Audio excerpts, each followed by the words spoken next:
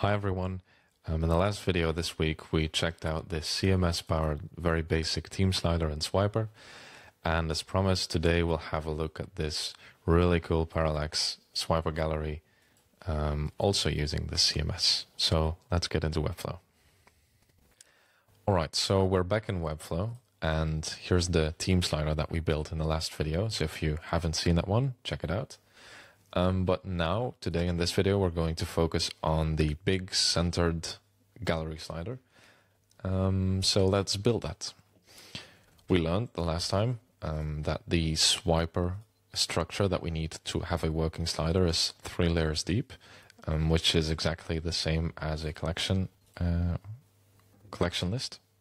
So let's give this the image slider, and let's give all the classes we need.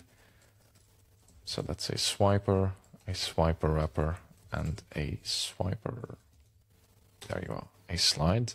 And we also learned that we don't style these classes directly, but that we add a combo class to make sure that we don't override any other stylings on any other slider. So the last one was is team. Let's call this one is gallery. Let's do the same for all of the layers quickly, so I don't make any mistakes. Now let's style these. So I'll give the swiper a width of 100%, and the swiper wrapper will have a display of flex and align all the children to the center, so that when the focused one is in the middle, the other ones are laid out vertically in the center as well. And we don't do any justify here on the center because the swiper will handle that in just a bit, so we don't need to do that. And then we can start styling the slides. So we're going to make these half the size of our screen. Make sure that they don't shrink or grow. But now we have some overflow going on. So we set the swiper to be overflow hidden and go back in here.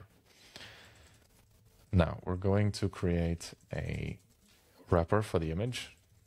And similar to the last time, where we used a padding trick to lock an aspect ratio, I'm going to do the same here, but now with an aspect ratio of 66.7%. I'm going to make sure that it covers the full slide. Overflow is set to hidden. Position of relative, because we're going to position the image inside using absolute, so we need a relative wrapper. And I'm going to give it a nice border radius. Now inside, we'll add that image. We'll pull that from the CMS, give the photo caption as alt text, and give it a class of gallery image. Make sure that the sizes are set to full. We fit cover and then lock it on all sides. Now, this is exactly the same settings as the team image, so I could have used a general class. But since we have a parallax effect coming up, we are going to need to change some things. So that's why I'm using a unique class. But I'm just starting with the basics for now, and then we can build out later. So let's close this one. Inside of the swiper slide, I'm also going to add in a gallery info wrapper, which will have a text block with a class of eyebrow, which is what I called the monotype face, and we'll add in a text block with a class of heading medium. Now the heading medium is going to be the photo caption, and the eyebrow style is going to be the order, and we're going to set this thing to have a horizontal flex with a gap of maybe 12 pixels. It's a bit much. Let's give it 0.5. And then set the swiper slide to have a row gap, between the photo and the caption wrapper. Now, this is basically all we need. But we know that on the live side, we want the focused image to have this styling, and the 2 other images on the side, they need to be smaller. They are faded out, and the caption is not visible yet. So that's what we have to take into account. Now, the nice thing about swiper is that when a image is active is the centered one in view, Swiper will automatically add a combo class of Swiper slide active to it, meaning that we can give the centered slide some cool, unique styling. So therefore, we're going to make sure that the Swiper slide on default has the faded out styling, but on the live side, the active slide will be the cool centered one. So let's get into this. Since I'm not gonna style the actual slide itself, but rather the two elements inside, so I'm gonna scale the image wrapper and we're gonna fade out the gallery info wrapper. We're gonna need some custom CSS. So let's copy the image wrapper and go into our global embed and free up some space. Let's see. So on our Swiper slide that has a combo class of his gallery, I'm going to target the gallery image wrapper and then set its opacity to be 0.25, and let's scale it by 0.6. Can't just use scale, we'll have to use a transform and then scale to 0.6. Cool. If we save that, we see that the images in the background are scaled down and are faded. So now let's make sure that our caption wrapper is faded down as well. So let's copy this whole thing. And instead of the image wrapper, we're targeting the info. That will have an opacity of 0. And instead of a transform of scale, we're going to do a translate on the y-axis of maybe 50%. Cool. Now that one's gone in the background, as we see. And let's immediately do the active slide. I'll explain later. So when the Swiper slide, I have to type it correctly, with a combo class of is gallery, also has a combo class of Swiper slide active, then we're going to target the gallery image wrapper and change the settings. So that's when the image has an opacity of 1 and the scale is set to 1 as well. So let's copy now, change the image wrapper to be info wrapper. And then we're going to change these settings to be an opacity of 1 and no translate. Cool. Now let's save and close, publish our site, and go into here. If we refresh and now scroll down, we see that we have our slides. Now, here's the code from our team Swiper, but we're going to need a new Swiper for the gallery one. So what we could do is that we just copy this, paste it, and instead of the team slider, let's call it gallery slider. And we're not going to target the one with the combo class of his team, but with of his gallery. We don't have any navigation. I'm going to get rid of the breakpoints for now. I do want it to be touch. I do want it to loop. It should be 2 active slides. I'll show why in a second. We don't want any space between. And we want the centered slide. Let's see, centered slide, true. Let's save. I think it's plural. No, there we go. Now we see that we have our centered slide right here, but it's very not smooth. Everything happens instantly.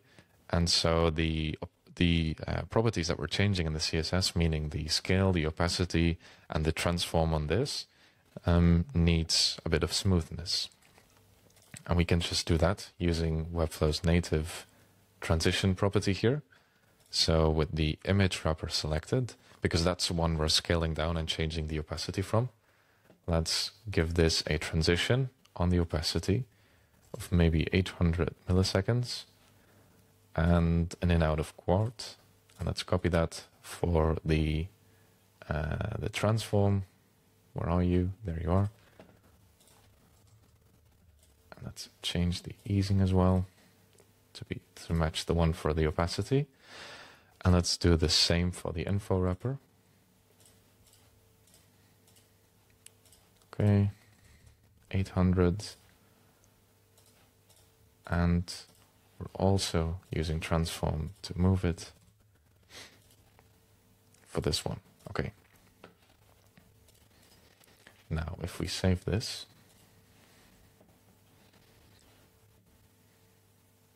we'll wait for a second. Okay, we saved it, and now refresh.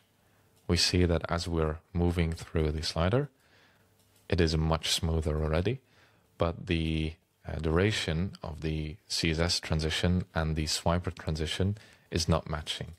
So what we can do is in Swiper, we can change the speed to match the milliseconds on our CSS transition. And now this feels much smoother already. Now you can play around with this and see which settings you like, what easing curves you like, and get creative. But yeah, this is a good starting point, I think. Also, very nice of Swiper that we can include the grab cursor. Set it to true. Now if we save, it gives us the cursor. We could also change this in Webflow, of course, but Swiper also gives you this ability to do so. Now in the demo that I showed you at the beginning, we saw it was very possible to create a cool parallax effect. So let's go to the Swiper docs and check out this here, the parallax. It gives you this documentation on everything that's possible. And we see, for example, here, if we would have text in our slide, we could fade that out if you want and move it. And so you can get very creative with this. But very important is to enable parallax. I didn't want to look that up. But to enable parallax effects, you need to initialize Swiper with parallax set to true. So let's copy this. And we can just paste it below. Okay, that's step one. Nothing will happen yet, so let's go back into the documents and see what we can do. So now we can add one of the following or mix attributes to the required elements. So what I'd like to do is to add a parallax effect on the image where it's a bit bigger or wider than the actual image container and therefore kind of moves inside as you swipe through the slider to create a bit more depth.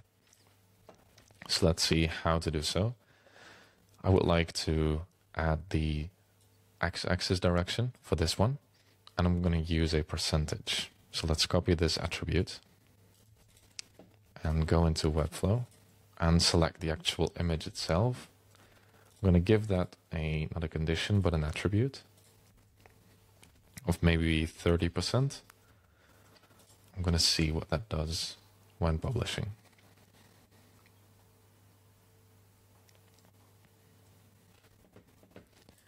All right, so now we see that there is a parallax effect going on.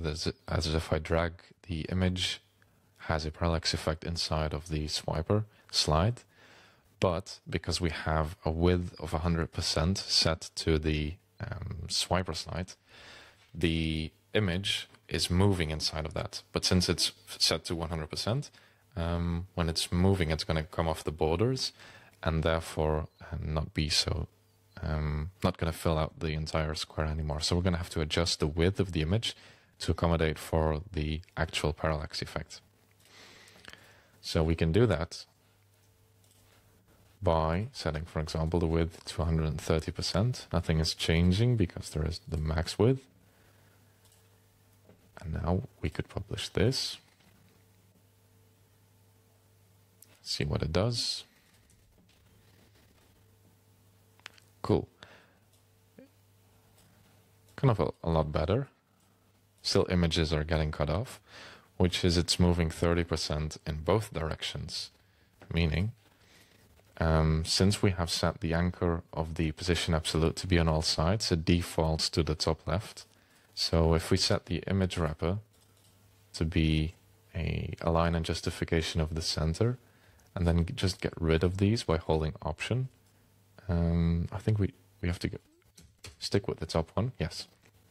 But just have it centered horizontally and then publish.